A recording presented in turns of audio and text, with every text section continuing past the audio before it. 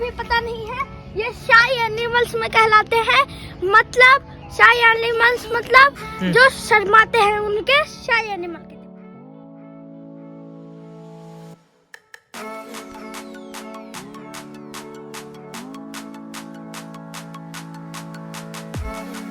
सामने आप देख सकते हैं द विलेज हट रेस्टोरेंट है।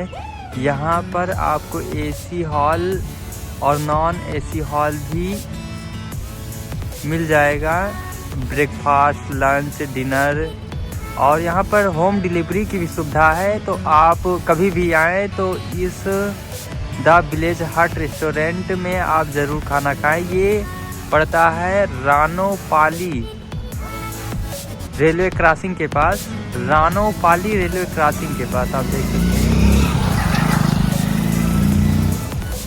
हाँ, ये बोटू इस कुत्ते को कह रहा है कि हम ऐसे ही कुत्ते चाचा हमको खरीद दो।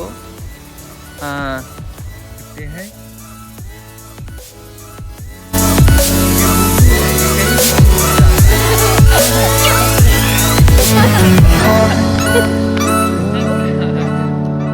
ये दो बंदर आप देखिए, हाँ, ये काटने के लिए किस प्रकार से आतुर है, किस प्रकार से आतुर है ये बंदर। हाँ, हमलावर के लिए हमारे पास मतलब हमारे ऊपर तैयार है, लेकिन ये हमला नहीं कर सकते हैं जब तक हम खड़े हैं। अब आप देख सकते हैं इस समय राम मंदिर को जोड़ने वाला निर्माणाधीन किस प्रकार से चौमुखी विकास का एक हिस्सा है।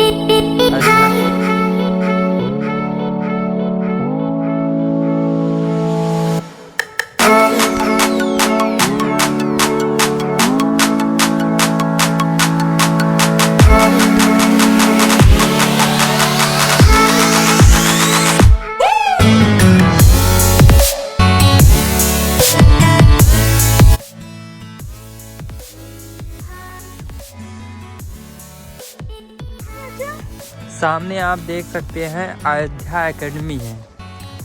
अयोध्या एकेडमी जो है प्राकृतिक रूप से बहुत ही सुंदर है। हाँ, अयोध्या एकेडमी।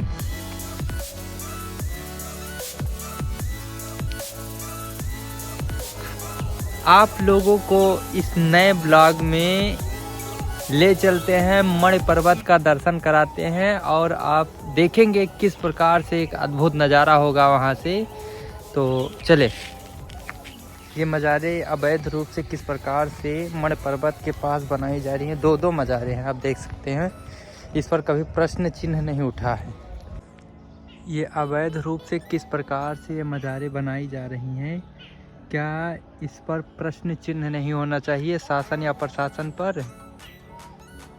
क्या उनके संरक्षण में इस अयोध्या में विवाद को बढ़ाना चाहते हैं? हम आ चुके हैं उसी पर्वत पर जो हनुमान जी कभी लक्ष्मण जी का जो है जब मूर्छित हो गए थे, उनको बचाने के लिए जो पहाड़ ले जा रहे थे, तो उसमें से टुकड़ा बचा हुआ था, यहाँ पे गिर गया था। इसी के समीप ही स्थित है, ले चलते हैं, आपको दिखाते हैं।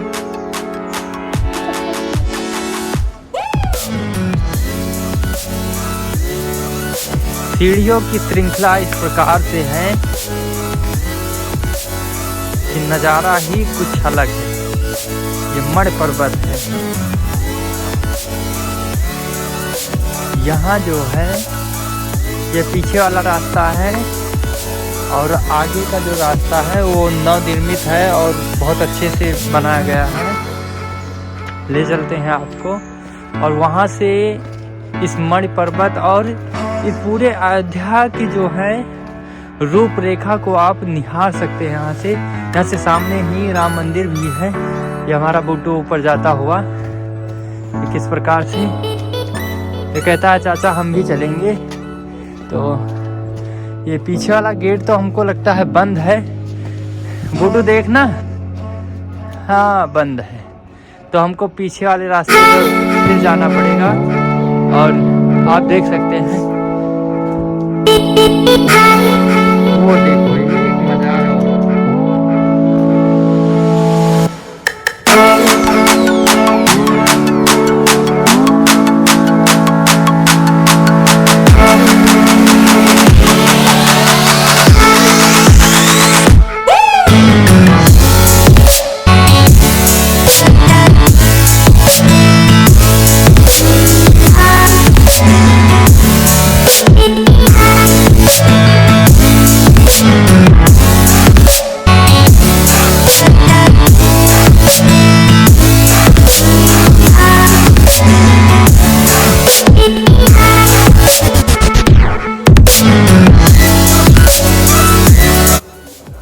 मण पर्वत से अद्भुत नज़ारा है।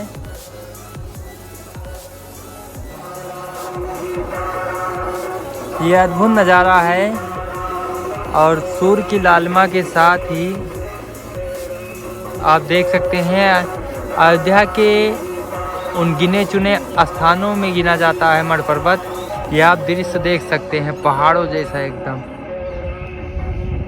ये मण पर्वत के पीछे वाला हिस्सा है और यहाँ की जो राममय धुन है आप लोग सुन रहे होंगे।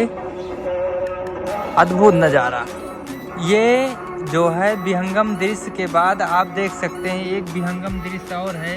किस प्रकार से मस्जिदों का विस्तार यहाँ पर किया जा रहा है कि आने वाले समय में विवाद को बढ़ाया जा सके। क्या सरकार इस पर कब ध्यान देगी? अवैध रूप से किस प्रकार से यहाँ पर मस्जिदों का निर्माण किया जा रहा है, क्या इस पर प्रश्न चिन्ह नहीं होना चाहिए सत्ता शासन पर? ये अयोध्या का अद्भुत दृश्य है जिसे निहारने के लिए दक्षिण से, पश्चिम से और राम को मानने वाले लोग देखने आते हैं। ये आप विहंगम दृश्य देख सकते हैं। इस समय हम सबसे टॉप पर हैं, लगभग 60 फीट ऊंचाई पर। आप समझ सकते हैं जहां आसपास कहीं भी पर्वत या पहाड़ जैसे नज़ारे ना दिखते हो और बीच में एक छोटा सा टुकड़ा हो। और आर्कियोलॉजी सर्वे ऑफ इंडिया ने ये प्रमाणित भी किया है कि ये यहाँ की जो मिट्टी है वो किस प्रकार से दूसरे यहाँ की जो ज़मीनें हैं आसपास की वहाँ से मैच नहीं खाती है। ये सुबह का नज़ारा है और किस प्रकार से आप देख सकते हैं कि हम कितनी ऊंचाई पर हैं। आप कल्पना मात्र कर सकते हैं कि इस ऊंचाई पर आने के बाद अयोध्या की सभी मंदिरें, अयोध्या की जो सभी प्रमुख मंदिरें हैं उसका नज़ारा हम देख सकते हैं। धुंध छाई हुई है तो आप देख सकते हैं।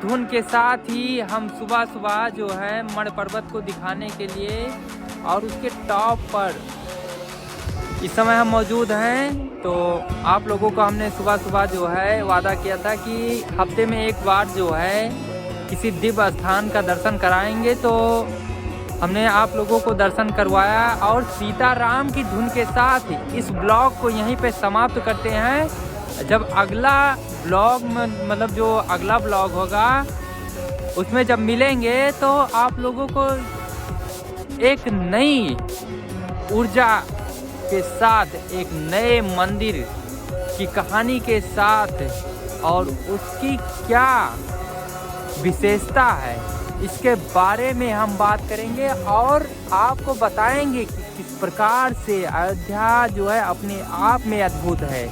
यहाँ पे राममय हो जाने का कारण और प्रमाण भी है और कहानियों के माध्यम से आप लोगों को बताएंगे कि किस प्रकार से सरकारें यहाँ पर हिंदुत्व विचारधारा को दबाने का प्रयास करती हैं और अयोध्या के विकास को पीछे छोड़कर अपने गांवों का विकास करती हैं, जिससे ये जाना जा सके कि सैफई क्या है। सोचिए, जिसको करोड़ों लोगों की आस्था के साथ खिलवाड़ किया जाता है और लोगों पर शांतिमय तरीके से राम धुन जब वो गा रहे होते हैं और उन पर गोलियां चला दी जाती हैं। हम इसके बारे में भी चर्चा करेंगे। इस ब्लॉग के बाद जो है हम दूसरा ब्लॉग भी अपलोड करेंगे, तो आप उसमें देख सकते हैं। उस कहानी के माध्यम से हम आप लोगों को बताएंगे। हमने एक किताब भी लिखी है राम जन्मभूमि से संबंधित, तो उसकी जो है कल्पना आप नहीं कर सकते हैं कि यहाँ पर किस प्रकार से आवाज़ों को दबाने के लिए लोगों को घरों से निकाल के गोलियां मारी जा रही थी। हिंदुत्व को, वो लोगों को नहीं मारी जा रही थी, वो हिंदुत्व विचारधारा को मारी जा रही थी। आप कल्पना कर सकते हैं कि यहाँ पर हम जब मौजूद हैं तो आज वो मंजर बदल चुका है, वो सरकारें बदल चुकी हैं और एक राम राज्य की कल्पना की जा रही है। तो इस राम राज्य की कल्पना के साथ हमने ये सोचा है कि यहाँ जो अयोध्या की प्रमुख स्थान है उसके बारे में बताया जाए, जिससे लोग जान सकें और यहाँ की कहानियों को जान सके और उस राम जन्मभूमि की जो व्याख्यान है उसकी 30 नवंबर 1990 और 2 अक्टूबर 1990 की जो घटनाएं हुई उसको भी जान सके और लोगों को ये जो आप धर्मनिरपेक्षता और पंथ निरपेक्षता की पाठ पढ़ाने वाली बातें करते हैं, कभी कल्पना की है किस प्रकार से देश आज़ादी के बाद हमारा देश को एक मजहब की ओर, जिसे आप मजहब कहते हैं, मुस्लिम विचारधारा हम कहते हैं उसे, एक आतंकवादी कट्टर विचारधारा, उनके बारे में अगर कुछ आप बोल देंगे तो मारने मरने पर उतारू हो जाते हैं। और हम लोग जो हैं कभी ऐसी परिकल्पना नहीं की है, हम लोग सोचकर ही सिहर जाते हैं। उनकी कट्टरता जो है किस प्रकार से खिलाफ आएगी या खिलाफ की जाएगी, ये उन्होंने सोच कर रखा है। कभी जज साहब ने ये नहीं कहा है किस आयत को हटा लिया जाए, इससे हिंसा होती है, लेकिन वहीं जब हिंदू धर्म की बात आती है तो वही सुप्रीम कोर्ट सुनवाई करता है कि सबरीमाला मंदिर में महिलाओं का प्रवेश वर्जित है कि नहीं वर्जित है।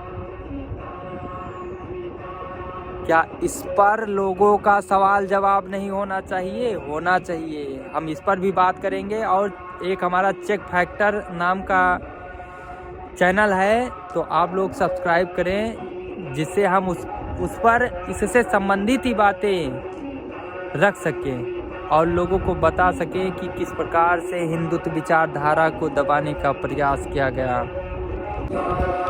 इसी ब्लॉग के साथ हम मण पर्वत के इस ब्लॉग के साथ ही, और आज का जो है संडे मतलब रविवार के साथ ही मण पर्वत के इस कहानी के साथ यहीं पर इस ब्लॉग को ख़त्म करते हैं और दूसरे ब्लॉग में फिर मिलेंगे अयोध्या की एक नई कहानी के साथ, नई ऊर्जा के साथ। और आप लोगों को ये दिखाने का हमारा प्रयास होगा कि अयोध्या किस प्रकार से संवर रही है। अपने राम राज की जो कल्पना लोगों ने की थी उसकी उद्घोष हो चुकी है और राम मंदिर जो है इस समय निर्माणाधीन है, जो दिसंबर 2023 तक पूरा कर लिया जाएगा। लगभग अभी 1 वर्ष तक इसका काम जो है चलेगा। तो आप आए, अयोध्या का जो है दर्शन करें। अयोध्या में राम जन्मभूमि, हनुमानगढ़ी, कनक भवन, दशरथ महल और इसी के साथ मण पर्वत का भी भ्रमण करें। और यहाँ पर टॉप पर आकर जो आपको रोमांच करने वाली हवाएं हैं, राम धुन है, उसको महसूस करें। इसी के साथ इस ब्लॉग को यहीं पे समाप्त करते हैं। धन्यवाद, नमस्कार। आपको अभी पता नहीं है, ये शाही एनिमल्स में कहलाते हैं। मतलब शाही एनिमल्स मतलब जो शर्माते हैं उनके शाही एनिमल्स। ये बंदर जो हैं शाही एनिमल्स में आते हैं। तो ये मतलब 2 प्राणी आते हैं, बंदर और खरगोश। तो ये शर्माते बहुत हैं। तो कभी भी आप इनको देखिए, मतलब देखिए ना, हाँ ये देखिए हमलावर हो गया, मतलब ये शर्माते बहुत हैं। तो इनको देखिए मत, आप धीरे से निकल लीजिए अगर कहीं भी रास्ते पर हो।